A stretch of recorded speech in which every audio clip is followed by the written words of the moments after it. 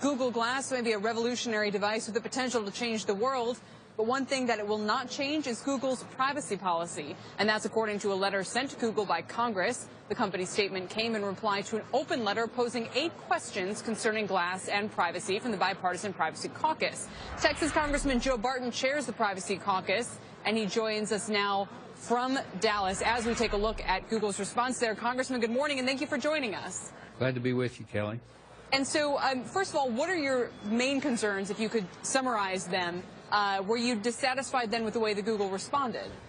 Well, I'm not anti-Google and I'm not anti-technology. I use Google Maps to get to this studio to do the interview, so I'm pro-Google in terms of the technology.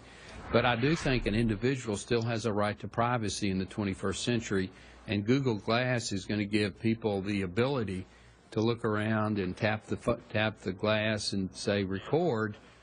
People won't know that, and then the person who's wearing the Google Glass probably won't have control of what they record. And I think that is unfortunate, and we need to try to correct it if it's possible to do so. Congressman, there are many of people who say that what this is actually doing, Google Glass, is focusing our attention perhaps too late on how much privacy is already being infringed. Because if someone's got, a mobile phone, the cameras on these devices aren't always obvious, there's not always a flash, you're often already being recorded. So shouldn't your concern be much broader, in fact, than just Google Glass in particular? Well, I agree with that point. I think it's a valid point. But Google Glass, because of the way it's being developed, which is amazing, is going to bring a whole new generation of users, in all probability, into the marketplace. But your basic point about maybe we've already lost the privacy war, I don't think we have, but I think it's time to have a serious debate about it in the Congress with the developers. It doesn't have to be anti-development, but we do need to begin to agree that the individual's privacy is paramount as opposed to the developer's ability to collect, disseminate, and market. Congressman, obviously Google has responded in their own way. Susan Molinari, who now handles government relations for them, says the use of Google Glass will be governed by the terms of the Google privacy policy, no changes to the policy or plan for Glass. I wonder, though, if it's not Glass, it's going to be something else. These products are going to continue to rain upon us. Are you prepared to have this fight every time a developer comes up with a new invention?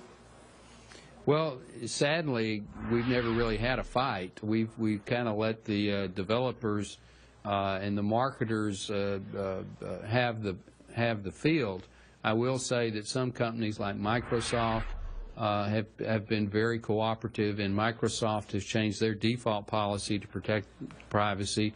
But you've got Facebook out there, you've got Yahoo, you've got Google, you have all the big banks, you have now, with all this healthcare data being collected, and now even the NSA, our security agency, is collecting every phone call. So it's a big problem.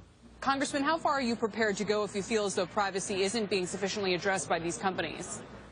Well, I would like to introduce a model privacy protection Bill of Rights. Congressman Ed Markey, who just got elected to the Senate in Massachusetts, and I have a child protection privacy bill that we'd like to move immediately. Obviously, you have to have the leadership and the President's help to get this done. Okay, an important issue. And Congressman Joe Barton, we thank you for joining us this morning. Thank you.